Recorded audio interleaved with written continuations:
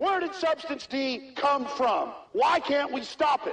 The bigger this war gets, the more freedoms we lose, the more Substance D is on our streets. Can't you figure this out? Look around you. Look how far we've come. Humanity wasn't meant to live like this. Our every waking moment, tracked and traced and scanned. It's time to stop submitting to this tyranny. It's time to realize that we're being enslaved. For cell phone users, beware, Big Brother may be listening. The Federal Bureau of Investigation can now hear everything you say, even when the cell phone is turned off. I know it sounds kind of out there, but using your phone's tracking device, authorities can now activate the microphone inside the dreaded thing, allowing them to eavesdrop on you and your conversations. Serious business, and the FBI used this form of surveillance to keep tabs on critical conversations by people they call known members of the mafia. Experts say the only way around it is to take the battery out of the thing. Our bodies are filled with biometric patterns. These physiological and behavioural traits are unique within each of us. Your fingerprints, palm, retina, face, skin and DNA can be imaged and transferred to a mathematical template to establish your identity.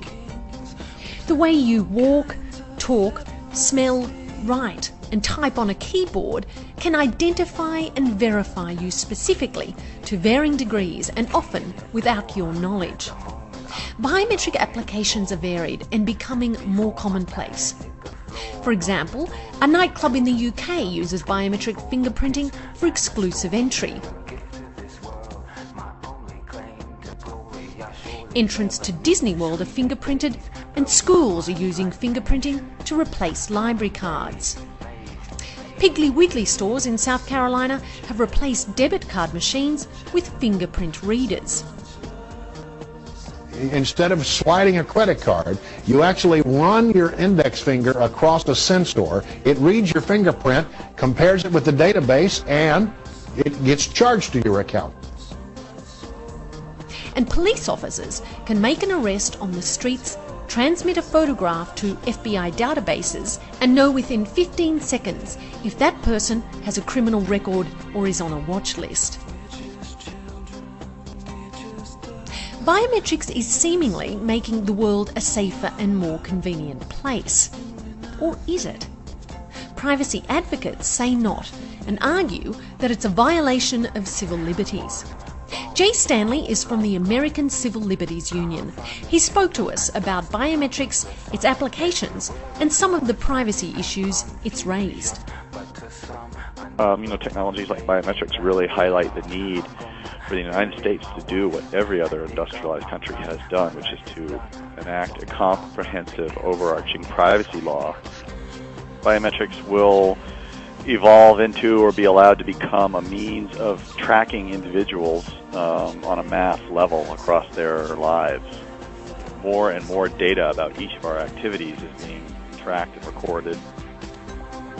The court's interpretation of the Fourth Amendment is not kept up with all these new technologies. As it's pretty much the Wild West in the United States when it comes to the private sector. 45 days after 9/11, the Patriot Act was passed by a wide margin in Congress. It's increased the ability of law enforcement agencies to search personal records for intelligence gathering purposes. It's been criticised from its inception for weakening protections of the civil liberties that set limits for the government so that it can't abuse its power and interfere with the lives of citizens.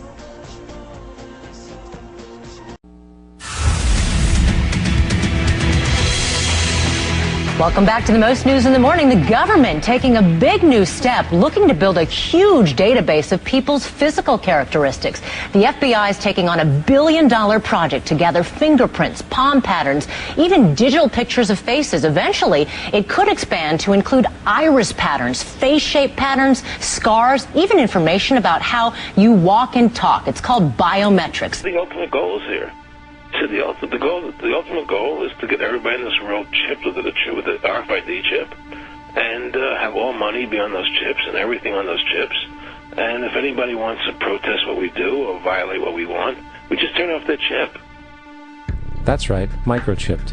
please note that the RFID tracking chip is already in all new American passports. And the final step is the implanted chip, which many people have already been manipulated into accepting under different pretenses. We have a Florida family who are really pioneers in a brave new world. They have volunteered to be the first ever to have microchip identification devices implanted into their body. After 9/11, I was really concerned with the security of my family. I wouldn't mind having something planted permanently in my arm that would identify me. In the end, everybody will be locked into a monitored control grid where every single action you perform is documented. And if you get out of line, they can just turn off your chip, for at that point in time, every single aspect of society will revolve around interactions with the chips. This is the picture that is painted for the future if you open your eyes to see it. A centralized one-world economy where everyone's moves and everyone's transactions are tracked and monitored, all rights removed. The most incredible aspect of all. These totalitarian elements will not be forced upon the people. The people will demand them.